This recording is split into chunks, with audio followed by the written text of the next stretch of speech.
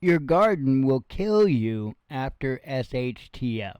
Welcome back to Militant Geek Preparedness. So let's unwrap this a little bit. What do I mean by that? Well, it's a little hyperbolic. A little. I mean, it's technically true, but it's also technically hyperbolic.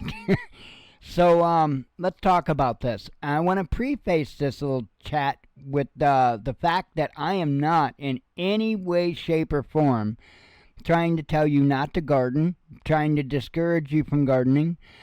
We rent our little bitty house. Otherwise, I would have a garden out there. You better believe it. I wished I could have a garden out there. I've got an indoor grow tent. I've actually got two of them, but I don't have a garden outside.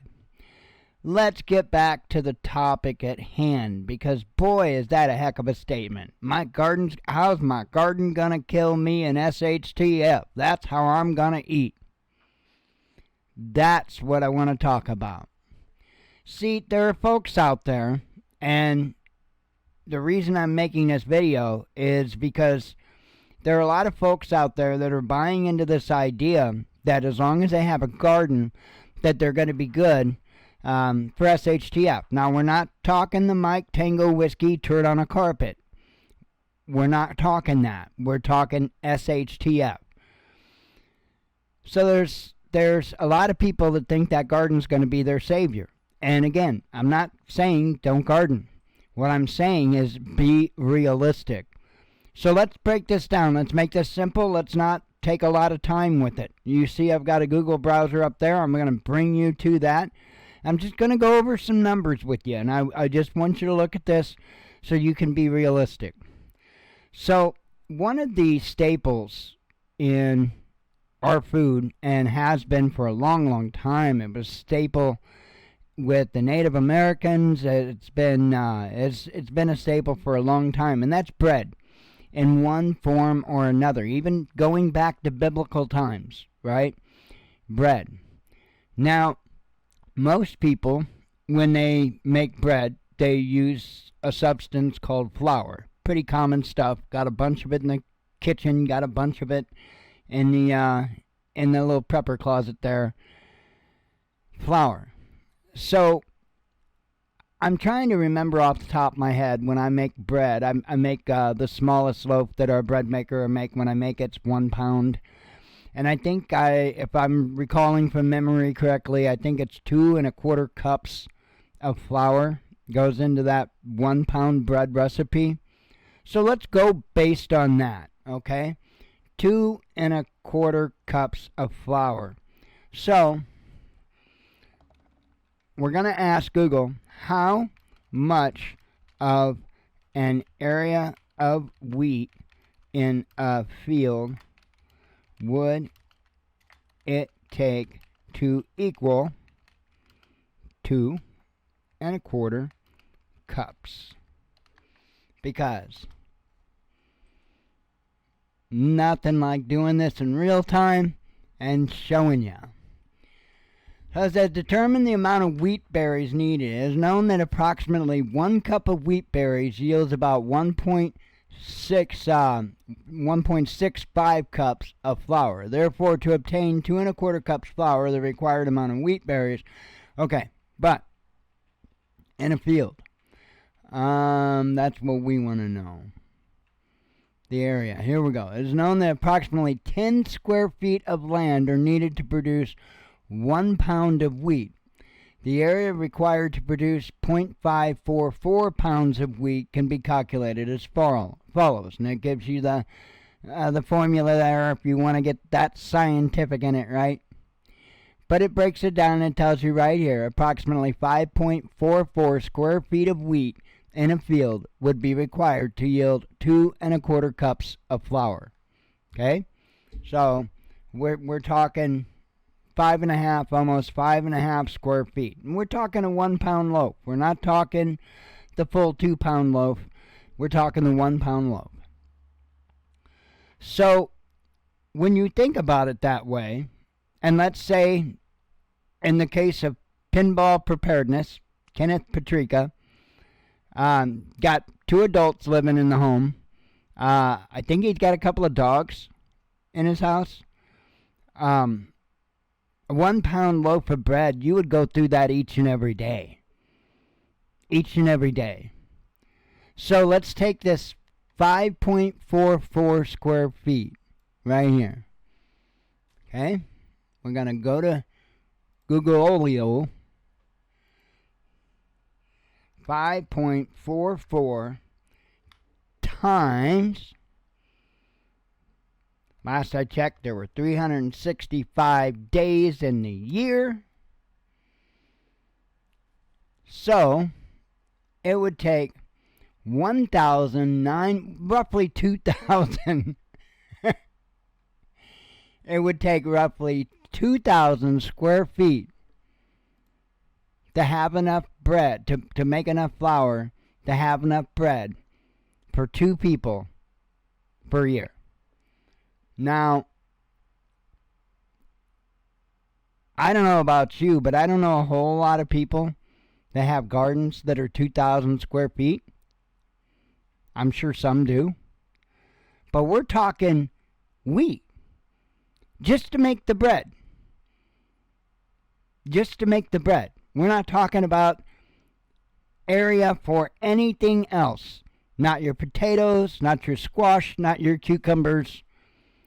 We're talking one thing. You're looking at 2,000 square feet.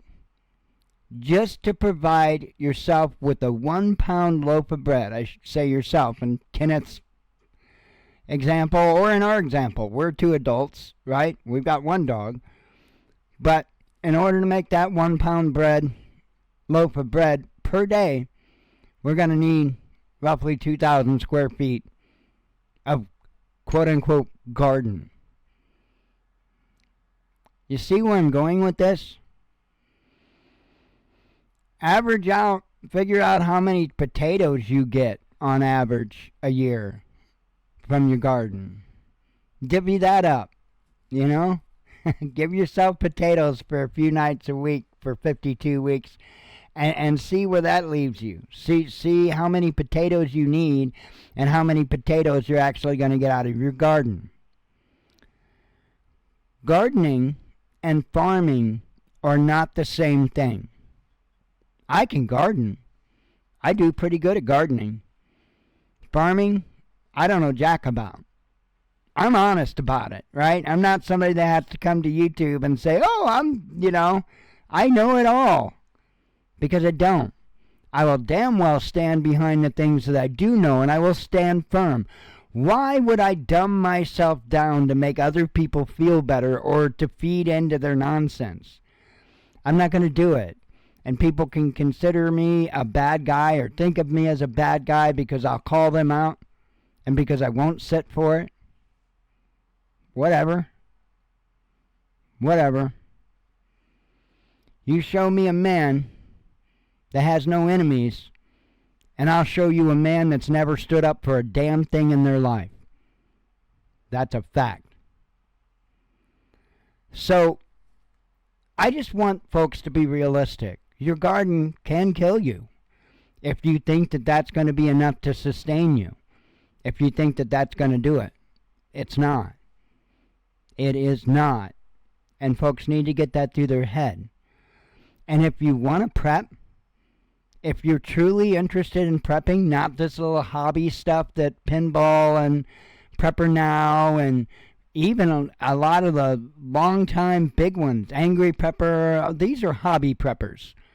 How do you tell the difference between a hobby prepper and a serious prepper? It's because how long they plan things out. Right?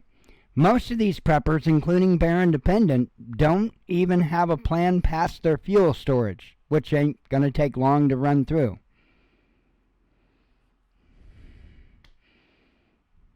I made a video about gasification, a little short video that I was called out on. I was called out on about gasification. Hey, I've been looking for a better way. If somebody's actually got a feasible, better way to do it, please let me know. Because I've looked for a very long time. And, yeah, wood gasification is a pain in the ass. First, you have to build the gasifier. Then you have to have an understanding of how that gasifier works. And then you got to have a good understanding of how a combustion engine works. Because if you don't know how a combustion engine is supposed to sound during certain, circumstances, getting it fired up on a gasifier is going to be a chore. But if you know how to tell when an engine's starved for fuel, or I can tell you when an engine's not got spark, just by hearing it, just by listening to it crank over. I can tell you if it's not got spark. I can tell you if it's not getting fuel. I can tell you by listening to that engine because of experience. Experience. Lots and lots and lots of engines worked on in my lifetime. Lots. This stuff is what I keep trying to explain to the preparedness world. It's not a game. And whether or not it's a hobby for you, that is up to you. But I always looked at preparedness as like a life insurance policy for if the world goes dark. Right? I take that seriously. It's not a hobby. It's not something I dabble in. It's not something I read about 5 minutes before I post a video on YouTube calling everybody else stupid. Now what I do. Be mindful. Use your head. Understand the limitations of your garden. That's all I'm saying.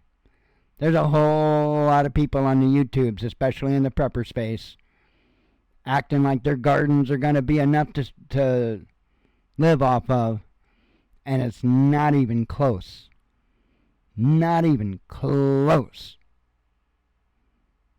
Anyway, just think about it. Do the math. I'm asking people to do this for themselves. Do this for you. Sit down. Do the math. Walk the walk. See what you come up with. And then prepare to survive, not prepare to starve to death like some of these people that think their gardens are going to be enough to do it. I just want to help people. I just want to see people survive. I'm not here to promote an ego. I'm not here to make money.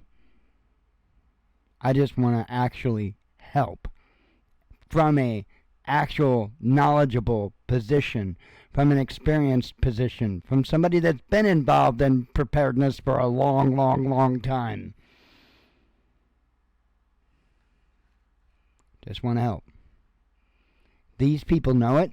These other channels, they can't stand it. They can't stand anybody that knows things that they do not. Cannot stand it. They've treated me harshly from the get-go. And it's a shame how badly they're misleading people. And sadly, because people don't know better, they're eating it up. Don't let your garden kill you.